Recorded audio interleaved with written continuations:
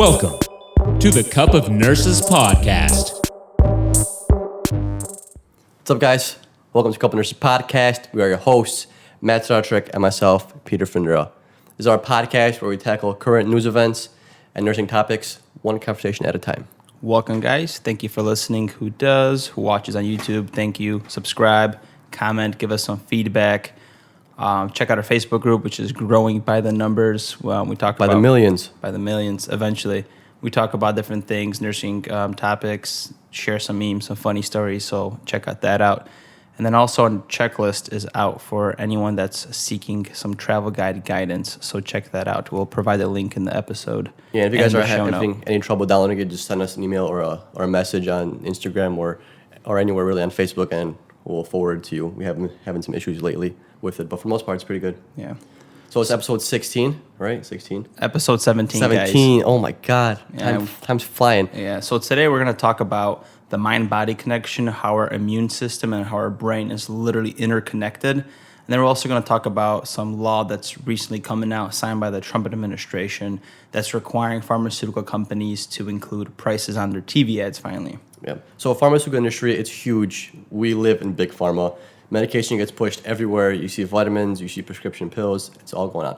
So in 2017, big pharma and the pharmaceutical companies generated $934 billion. That's almost $1 trillion in 2017. In profit. In profit, exactly. And it's still growing. So the next couple of years, it's probably going to be well over $1 trillion. Yeah, and these drug industries, they spent $5.5 billion in 2017 advertising to us in the United States on TV. Yeah, this industry that's supposed to be here to benefit people is making so much money, and a lot of it's unregulated, and they're upcharging people on every single prescription that they sell, especially here in the United States. Like, United States, we pay more for prescription drugs and to the pharmaceutical company compared to any other country in this world. Yeah, even people that come from different countries and like watch TV, one thing that they notice and they mention is how our TV ads look when it comes to seeing pills literally being advertised to us on TV, which doesn't happen in other countries. And a lot of Americans aren't aware of that when you kind of don't travel or have conversations with foreign people. So we have this giant industry that's making so much money off us. And are we healthier with all these pharmaceutical companies in the last few years? Maybe to a certain extent. I mean, they have their benefits, but you can't be dependent on these kind of things. Yeah, and finally Trump in 2019, which is going to take effect in summer of 2019, which probably is going to happen end of July, mid-July. We're going to have the ability to see the prices being displayed, supposedly in large text, on these commercials. Any product that's going to be $35 in price or more within a 30-day period has to be listed. That's insane. That's great. That's actually really good, because a lot of times we see all these infomercials, these commercials about these medications, and we know what they do, and then at the end, they play some music and they list a bunch of those side effects, and then while there's happy people in the background, they're talking about fucking death and dying. Exactly. They throw you all these side effects that could happen, and they don't give you a price. They just, hey, go talk to your insurance because insurance will cover it, and you are paying for your insurance. So that way you're actually paying for the medication itself, and you don't even know how much you're in charge. You don't see the bill that they provide. You just see the bill from your insurance. They don't list how much you pay per pill or per refill. You either go pay your deductible at Walgreens or CVS, and then you just get your medication. But you're not sure how much the insurance is getting charged. Yeah, and these pharmaceutical companies have been running wild, just like the tobacco companies back in the day before we finally put some regulations on them. For years, we've been just letting them run crazy, doing whatever they want, advertising, just pushing pills on everything, taking doctors out to nice outings, buying them dinner, and telling doctors, hey, use our pill to prescribe to patients. Like, that's nuts, and it's not regulated, and I'm thankful that finally we're, in this time where people are able to, say no to that. Yeah, and even in the hospital, when people get charged for the stay in the hospital, they get charged like a bundle package. They don't say how much a bedpan costs you, how much, a liter of normal saline costs you. They just give you this bundle, and they generalize how much they think you're going to need, and they kind of just throw it at you. You're not sure how much you're paying for each thing. Even medication-wise, I'm not even sure how the pharmacy buys medications or how the hospital buys medication from the pharmacy. I'm not sure how they get charged. I have no idea how that works. Yeah, even when you're, for example, drawing a stat lab compared to a timed study, compared to a regular lab, the patient gets billed differently. So if you're putting in a stat lab just because, that patient is actually being charged more on their bill. A lot of people don't know that. That's why I get upset sometimes when they tell me to run a stat lab when it's not necessary. I'm trying to save the patient some money, you know? Yeah. And then I guess like we said before, I guess it's like a bundle package, and you don't even know. You don't even know what costs what. You just know your hospital stay costs $8,000, and you have insurance, so you're gonna pay like $500 or however you get charged, but you don't know what costs what. Yeah, I think when I got my appendix taken out, the bill came out to like $50,000. Yeah. Just to get my little intestine taken out there, which is nuts. And one cool comparison is that I've noticed that doctors are pushing more is Xarelto versus Coumadin.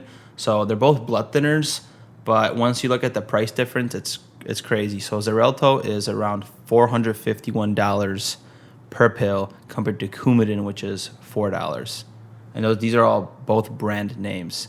And doctors are really pushing Xarelto. Even the orthopedic patients, that's what they're getting. They're getting on that blood thinner. Yeah, I've noticed an increase in my hospital too. Now that I think about it, since I work at cardiac, a lot of AFib, a lot of people have risk for clotting. We push a lot of Coumadin, and we give a lot of Coumadin.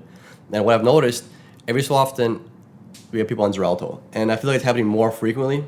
And this would completely make sense if Xarelto costs, 100 times more than the Coumadin, and these pharmaceutical companies are pushing Xarelto instead of Coumadin. It serves the same purpose, and not about cures, but it treats the same issue, but it costs more. People make more money out of it.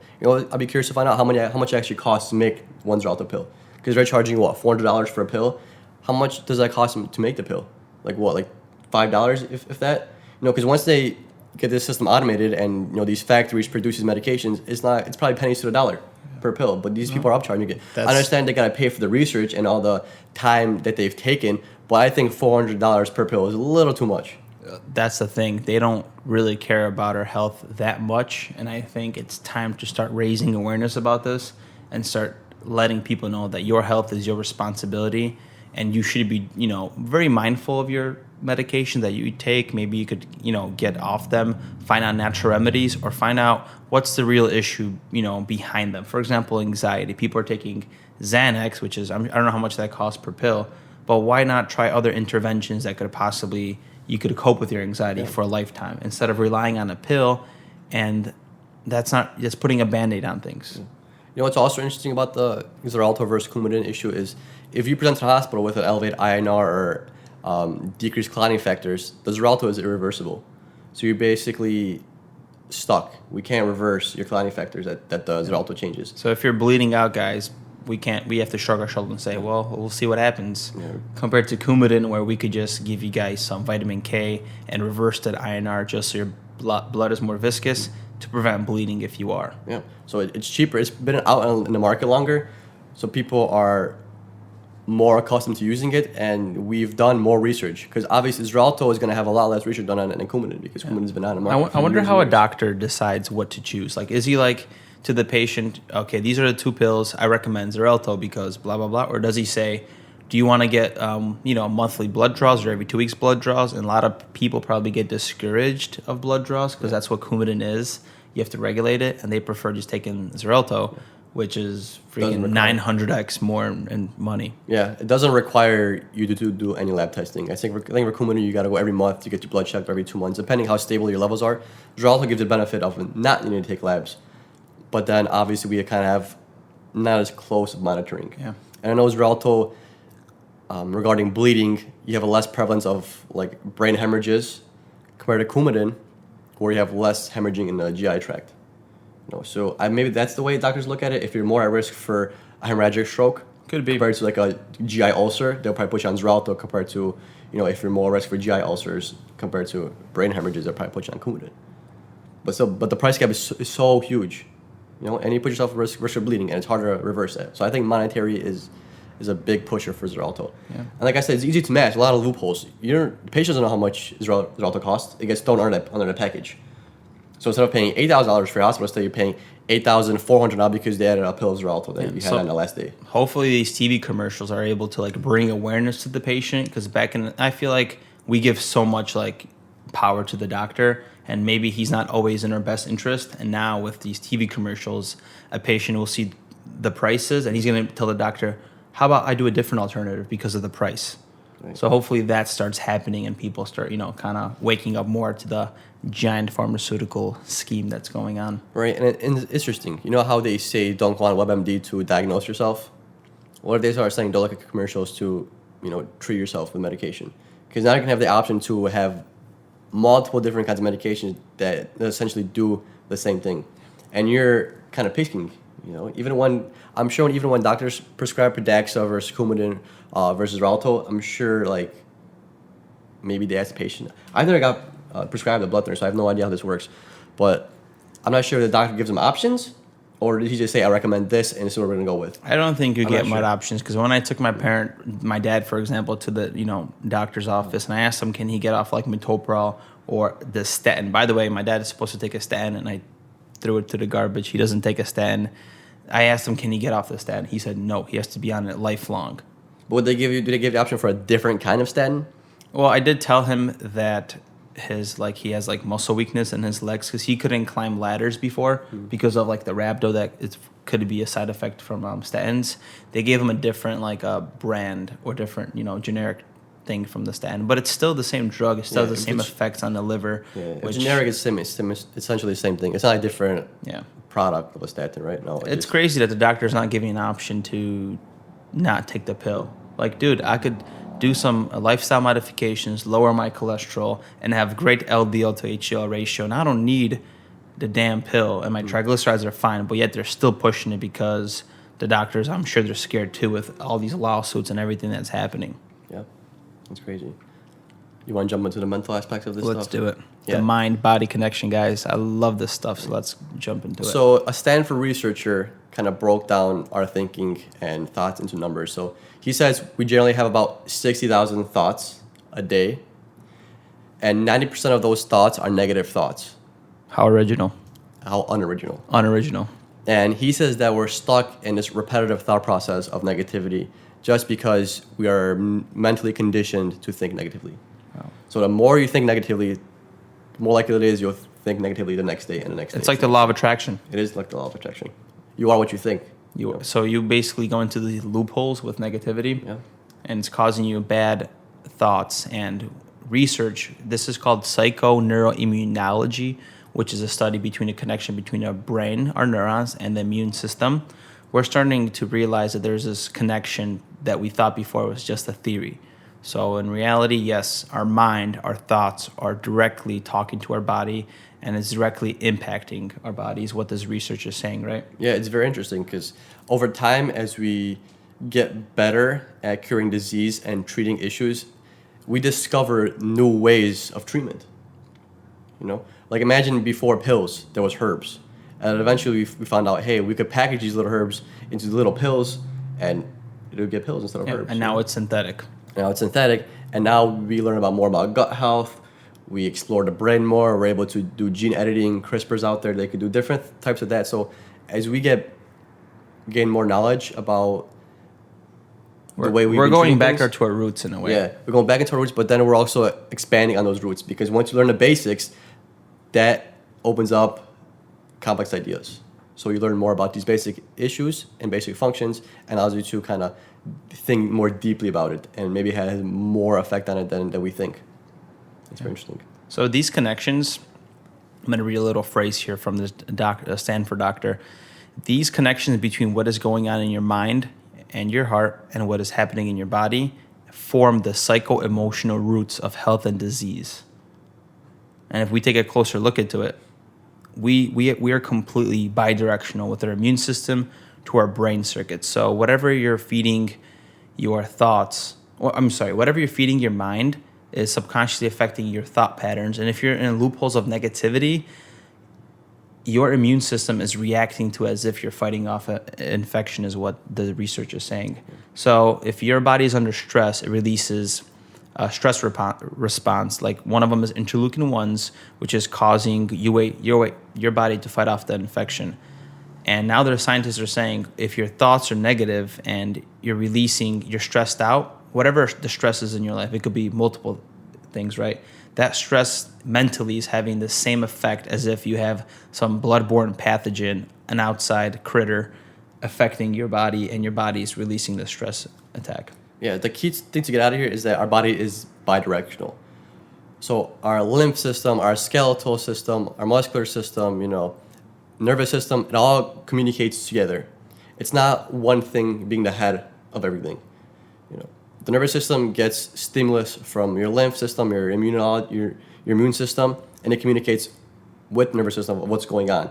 And then off of that, the nervous system releases certain neurotransmitters, which allows other organs to respond to that as well. So they all communicate. They all receive stimulus and responses, and they pass those on to each other. Yeah, and I also like that we talked about this before off camera, how you what is it called? You put a piece of paper in front of the wall, and then you have a fake hand. How does that go? I'm sure you have seen this video multiple times, but they have somebody sit straight, and they have a table in front of them, and they have them put their two hands on that table, and they put like a barrier in between. So we kind of have like one eye is looking at one hand, and the other eye is looking at the other hand, and they make you put one of your hands under the table, and put a fake hand there, and they take like a knife or a brick or something heavy, and they smash the fake hand, and you automatically have a startle response. You jump back, but that hand is fake. But your body is still getting the same stimulus, and it still responds in the same way as if you had a perceived threat. Wow. So you'll jump back the same way you'll jump back if you see a tiger right next to you. It's completely different, but it's the same response, and it triggers the same exact emotions and the exact cascade of the exact same cascade, like stress. Your body doesn't differentiate between the stress you get from running away from a tiger or the stress you get by being negative. Right. And that's that mind-body connection, guys, that your thoughts are directly impacting you just as if it was physically happening. As we know, what your stress response, that triggers the SNS system, which is the sympathetic nervous system, and it increases heart rate, increases blood pressure, releases cortisol, stimulates glucose production, fat absorption, and it goes down that whole cascade. And imagine always being stressed, and your body's always being triggered by the SNS. Your blood pressure is always elevated, your heart's always elevated. You're always making glucose, and you don't need to do it. You're making glucose because you need energy because you got to run away from the tiger. But you also need glucose because you're mentally messed up. You're thinking negatively about yourself, and that's causing your body to stress. Isn't that interesting how we have a look at we as Americans have chronic inflammation that's happening right now, right? And we are saying is directly linked to food. We're saying sugar, one of the culprits, right, in our food system, is causing chronic inflammation. Also, our mind is causing chronic inflammation. So this inflammatory cascade, we're starting to have awareness that it's also our mental thoughts, man. And these loops of negativity for a long period of time is horrible, literally affecting your health. Yeah. We're not saying all stress is bad. We're not saying, hey, sell your house, buy a tent, and go live with nature your whole life and be stress-free, But give it a try if you want to. Yeah, give it a try and let us know how it goes. I mean, obviously it didn't work out well if you're coming back, But, that's not the point we're trying to make. We're trying to make the point that continuous, unnecessary stress causes inflammation and causes you to have GI troubles, anxiety. Anxiety is a good culprit for GI issues. So all this mental stuff, all this negativity is causing you to have immune disorders, genetic disorders, and it's causing you to get sick. But there's also the good stress where, hey, you have a quiz due tomorrow, or you have a quiz tomorrow and you got to study. Now you're stressed because you got to study in the small time crunch. And it's releasing some endorphins, and you're more focused, and you're getting your that kind of stress is good. But the stress we're trying to hit is an unnecessary chronic stress over time where you just keep thinking negative thoughts and saying you can't do this, I can't do this, I'm a failure. That stress is messing you up physically and mentally. So another way to look at this, why the mind-body connection is an actual real phenomenon, is the impact of vibration. So our thoughts and our emotions carry a biochemical these vibrations are affecting our body on a biochemical, cellular, and overall a psychological state. Physiological, So what's happening is we're starting to realize that our emotions are releasing vibrations, and our body in the smallest form is made out of atoms and water, which are in a constant state of motion. So these types of frequencies and vibrations that are being released by our emotions are directly impacting and influencing the structure and the function of the cell. So and one of them was looking at water molecule. If you have a negative emotion, the structure of the water is different, more rigid. It's not as smooth and harmonious. That's some intense results. It is. And let me keep going here. So it's saying that positive, kind, and like inspiring thoughts are like vibrating in harmony with your cells, since they share the same frequency that allows them to function optimally.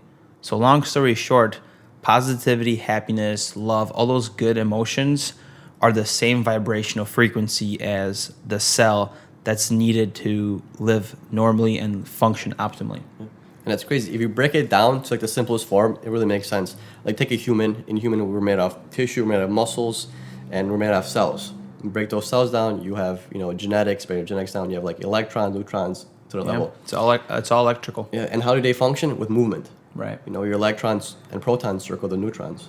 Yeah. It's all made in motion. So obviously, our thoughts can be on frequencies, and that could trigger different types of movement, right? And one way to look at things is, how they say that if you want to live a more positive life, you have to surround yourself with positive people. So like if you're surrounded by negative people, chances are you're going to go into the same feedback loop as they are, negativity. Same thing with this. If you are being a negative person, you think your body's going to work properly and have good outcomes and function, you're not, because that's counterintuitive. Yeah, sorry, there's a truck backing up. There's a truck backing up. Good job.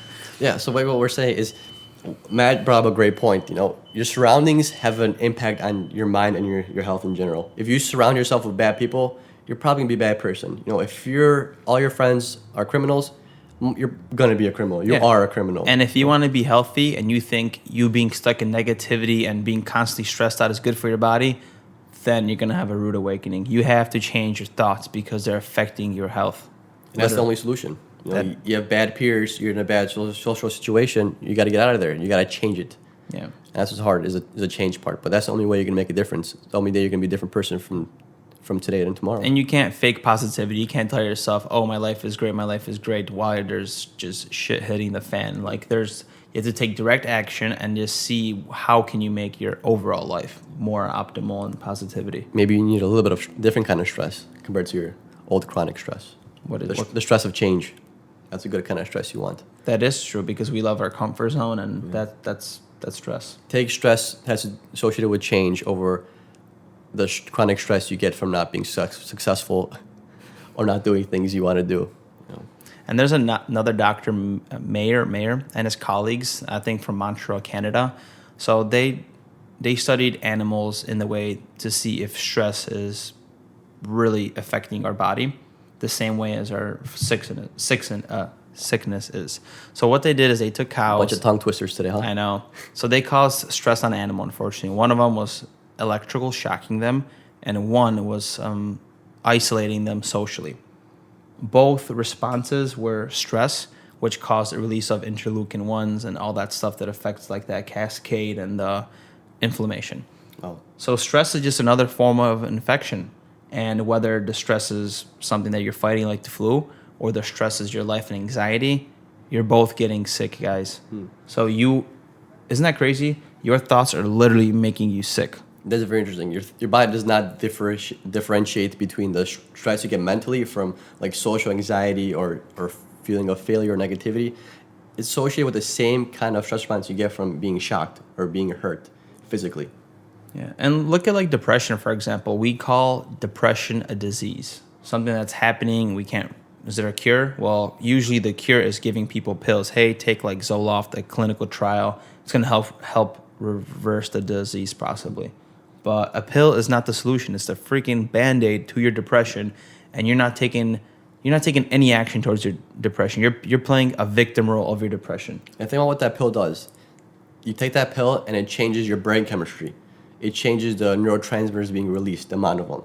That pill does that. But people are starting to realize, and research is starting to show, that you can change your brain chemistry and your neurotransmitters just by doing it in your mind. Just by changing your thought process and changing how you feel and how you respond to certain situations. You don't need that pill. That pill is just an easy solution. It is. But the only cure for it is actually subconsciously and consciously being aware of this happening. You're in a bad place. Change it. It's what you want to do. We like to play victim too much. We do. And I don't know if it's social media that's causing it or our TV, which is subconsciously maybe programming us a bit. I don't know, man. But we're in negative loopholes, man. Yeah, like if social situations give you anxiety, the solution isn't to take a pill. The solution is to go out there and just And take don't this, think, yeah. don't be anxious about it. Don't think negatively of you having a negative interaction. Just go ahead and do it. Just take it how it is. Yeah, it's like going on that first, or like let's just say you're scared to ask a girl out, right? Talking about some guy stuff, and you just freeze up and you don't do it. Like you have to start taking those gradual steps towards being comfortable in what you're doing. Like let's just face it, you asking a girl out or getting a number, you're always going to be anxious because that's such a thing. But at least you'll learn how to cope with it more and not freak out to the point where you freeze and don't complete the action and then live in regret of why didn't I do it? Yeah. Stress of the situation, we call that acute stress. Yeah. Compared to the stress associated with your mind and your thought. If you approach a girl and you straight up talk to her, that's stressful. Yeah, but that stress is gonna last 15, 20 minutes, and then you start having a conversation, you realize, hey, she's just like me, she's just a person. Compared to you sitting at the bar thinking of different scenarios, that can last hours and hours. And throughout all those scenarios, all those thoughts, you're getting released stress. Isn't that interesting how like the first stress response that you feel is adrenaline? So you get that pump in heart rate, that blood pressure, you're getting nervous. But the long-term side effect is getting cortisol released. And cortisol is negatively impacting your body because of these long-term effects and chronic stress, right? Yeah, like cortisol releases or it starts glycogenesis, which is creates glucose in your body, and your body has to digest it. Because cortisol is like you said, it's a stress response. It's associated with SNS, so it's going to focus more on getting past the now. You're not in homeostasis anymore if you're releasing cortisol. Something's triggering you to release different kinds of hormones. Wow. Let's look at different ways as examples how the mind-body connection works. One of them could be very behavioral, and you always hear stories how somebody passed away and then shortly after the partner dies. Like that's very common. It's not a tale, and there's even a study that showed 95,000 people during the first few weeks after the individual that passed away, the mortality was twice as high. Like it's crazy how you get heartbroken to the point that happens. Or the gut, for example. Now it's well established that there's a strong correlation between our mind and our gut, and it's leading to, like, let's just say if you have a lot of anxiety, it's really I'm blanking out here. It is correlating with like irritable bowel syndrome, which there's no cure for. We're not realizing that, hey, it's that connection. Maybe just stressing yourself out. Also going back to the behavioral portion, if you think about it, or when I think about it, it's like you physically lose somebody. That's hard. They're physically gone, but they're also gone mentally. Yeah. Like they're not there to stimulate you mentally. You have memories. There's nothing new. They're not there anymore. And people go into that dark path of depression. It's like grieving. It's a grieving, yeah, of being sad, because not only is that person not physically here and you can't stimulate you physically, you can't stimulate you mentally. And if you keep circling that around, he's not here, I can't do this without him, or I can't do this without her, you're gonna be stuck. You're gonna get sick easily. You're trying to really relive moments. Exactly, and you're gonna be stressed out more. It's a different kind of stress, but produces the same kind of result. Yeah. Your bone density drops. You're more frail. You're weaker. You're losing weight.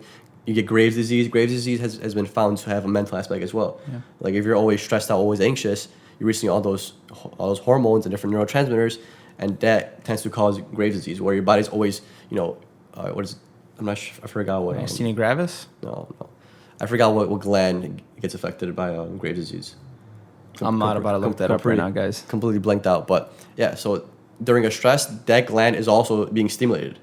That's why people develop Graves' disease, because they've been in the beginning stages of Graves' disease their whole life, because they're always jacked up. They're always ready to go, anxious, and stimulates that same gland. Yeah, even as a healthcare provider, nurses, anyone that works in healthcare, that cancer outcomes greatly get impacted by the support that the patient has and their mindset. And that's the outcome of the disease. Like if you're going to be like, oh my God, I'm not going to be healthy, this is going to happen. Like your body's listening to your mind. Like you're literally telling your body what to do.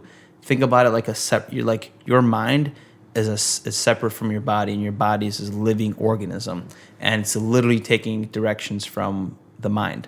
And if you're feeding yourself negativity, saying to yourself you're not going to do it, how is your body supposed to fight off that cancer if you're not there with it, fighting it? I've never heard somebody negatively say, hey, I beat cancer. No one's like, damn, I beat cancer. And it's also messed up because the doctor tells you, yeah, we have to start chemo. You have 6 months to live. Man, like, imagine hearing that. Like, what's going on in your head? Like, you might just completely crash. Oh, they for sure crash. But, like, the thing with that is when you crash, you're going to be on the bottom for quite a long time. But the thing is, you got to pick yourself up. Yeah. Like I said, no one was ever upset because they got through cancer. No, everyone's always happy. They always tell you, hey, yeah, I beat cancer 4 years ago. And partially, or part of them beating it is because of the mental aspect. Because they wanted to beat it. They were in good spirits, even though they had those shitty days where things were going so good, and they had that one step back. And if you take that one step back, it's okay. You can still take those 2 steps forward. And it's just same. It's a mental battle, just as is a physical battle, just as it is a cellular battle. Your mind can play tricks on you, and your mind is one of the keys to get through things. But explain that to a patient that's not aware, that's mentally so zoned in and narrow-minded at the moment with hearing his diagnosis. How is he supposed to do this? It's hard. It's rough. That's why you learn through your own mind.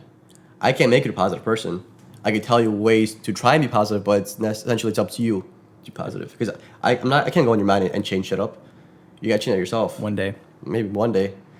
Or maybe we're already plugged in somewhere. And this is virtual reality. Is this the Matrix? But enter a portal. No, but you never know. Like, I can't go in someone's mind and physically change those thoughts. I'm not going to be like, hey, I'm taking this thought and I'll replace it with this thought. No, it's your job to do that. Yeah, but that's why there's those, like, let's just say some people going under hypnosis and they try to, like, reprogram their subconscious. That's interesting. I have done that before, too. For example, sometimes I feel like I'm very sensitive, or sometimes I've learned to cope with it. Maybe it's the soy. It's the soy that I'm drinking. But sometimes I've learned that I take things too personally and I should let that go.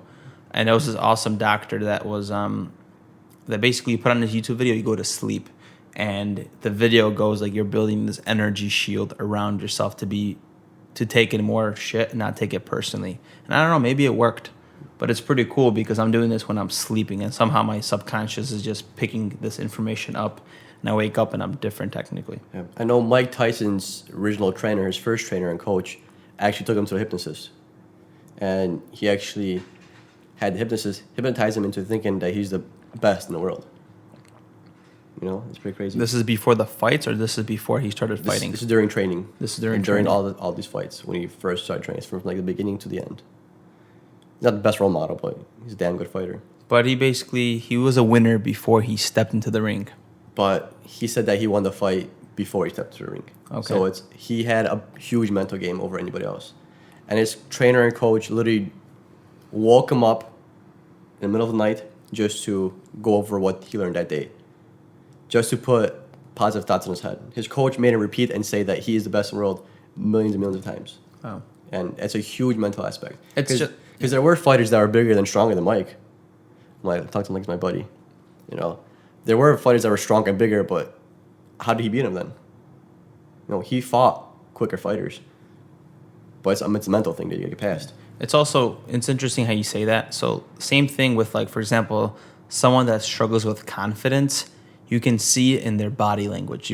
Body language is directly showing you how that person is thinking mentally, right? If you're confident, you're the one that has broad shoulders. You have that walk, you have that look, compared to somebody that's like anxious about a situation or doesn't have confidence. Their chest is down, shoulders are shrugging, chin is down a little bit. It's crazy how that works. Yeah, like you said before, many times it's bi-directional, right? Is that what you called it? Bi-directional. Bi-directional. Everything affects everything. Every hormone, I don't know about every drop of blood, but every organ's going to affect every kind of organ, and it's going to affect every system. We tend to see the physical systems and the physiological symptoms, but we tend to neglect and negate the mental aspects of it. Yeah, just like broken heart syndrome, which when I first seen it, I was so mind blown by it, because when you take an x-ray of this heart after somebody, like, basically your significant other passes away, and under all that stress that you're under and everything that's happening because you're so devastated by the event, your heart and the stress on your heart because of the stimulus is literally shaping the heart in a different form. And we call it it was a special word, like the octopus, right? Broken heart syndrome has a name. It does. I'm not sure what the name was, but Matt's gonna look it up real quick. But on one study, I got, you got it. It's Okay, called for sure. Takotsubo cardiomyopathy, which is basically a device that catches octopuses. They're able to enter it, but they can't escape the device, and that's how they catch them in the wild. Yeah, so broken heart syndrome is literally the heart is shaped the same way as the device that catches a squid. Wow, that's crazy. If you guys could look up this image, how you look this image up? It's on Google. Just type in broken heart syndrome. Broken heart syndrome. Oh wow, that's interesting. The shape of the heart is changing based on stress, guys. Man, the heart looks bigger, different shape. Yeah, that's something. And it looks like it has a head and then a very small atrium and large ventricles. Wonder why. And you could die from this. Oh, maybe you know why? Because this is related to the stress response, correct? Yes. So if your heart's always pumping, your ventricles are the ones pumping the blood. The blood doesn't stay as long in the atrium, so that's why it's not as big. Because it doesn't need to hold as much blood in the atrium because the blood gets pushed so fast to your ventricles. So you don't need bigger atriums, you need bigger ventricles for more pumping power. And smaller size for atriums because the water or the blood just goes through it instead of pooling in there. Write that down, dude. I think we just figured this out, guys. Boy, there's no cure for it other than your own mental game, guys. Yeah. Another cool study that I found, was this a study that they did? Oh, yeah, it was a study, right? Yeah, another study that I found that's related to immune response is it checked for people's T cells, which is part of your immune system. And this was a study done on students, on medical students. I think it was like 80 of them or 40 of them or something in the 49 males and 26 females. So they checked their blood for T cells a few months prior to the exam, and then they took a blood sample from them actually in the exam. Wow. And they compared their blood just for T cells. They had more T cells when they were studying before the exam compared to the T cells that they had during the exam. So your immune system weakened during the test. T cell, because you were stressed during your test, you were able to make less T cells compared to 3 months before where you're just kind of hanging out. Yeah. Your immune system was we should stronger. make a study to see how often nursing students get sick compared to being out of nursing school. Do a longevity study of 5 years. From birth, right? No. So we're going to bring our results back in about 40 years. We'll be about 65. So if you guys are still tuning into our podcast, we're probably going to be in Mars talking about humans and stress from birth to age of 40. Yeah, I think by then there's going to be so much technology advances that we're not even have to worry about this. Yeah, it's because we're going to make them. There you go. It's one way to do things. So, it's not just an interesting study. So, stress drops your T cells, makes you more susceptible to infection. And imagine if you're stressed for exam and you get a flu shot. You're probably going to have those flu symptoms, man. I think that's why you get sick like that. That happened to me before. I know when I was in nursing school and I got my flu shot during exam week, and I was sick for the next 2 weeks. I was literally sick with flu symptoms. Yeah, that's crazy because I know for certain vaccines they don't inject the actual flu into you; they inject a virus. Yeah, inactive in a way. Yeah, inactive virus, exactly. So you but it still produces the same reaction. Right. So the virus itself and a copy that we made of the virus causes the same reaction: stuffy nose, headache, all that. That's crazy. A fake virus and actual virus do the same thing. It makes you think. Wow. And then you develop antibodies, and that's why we get vaccinated for MMR and things like that, because we need constant reminder for our immune system that, hey, this is still a threat. Make some antibodies. Yeah, just in case. Carry that around and neutralize the threat when it comes. Yeah, it's actually wow. Yeah.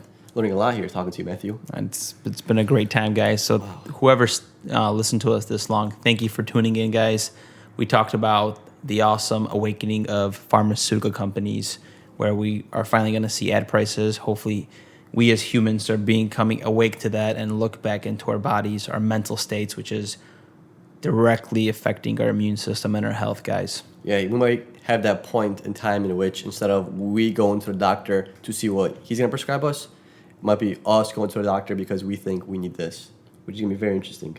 Hey, I saw this information about this drug. I feel like I'm a benefit. So the doctor is literally going to become this little script person where you tell him what you want, and then he writes it out for you. You tell him what you want, and he sees if it's worth it, and then he'll give it to you.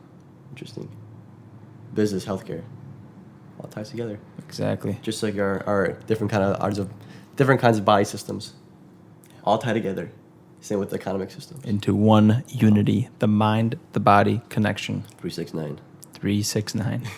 Guys, take care and have a great week, okay? Keep it smooth, Oakland.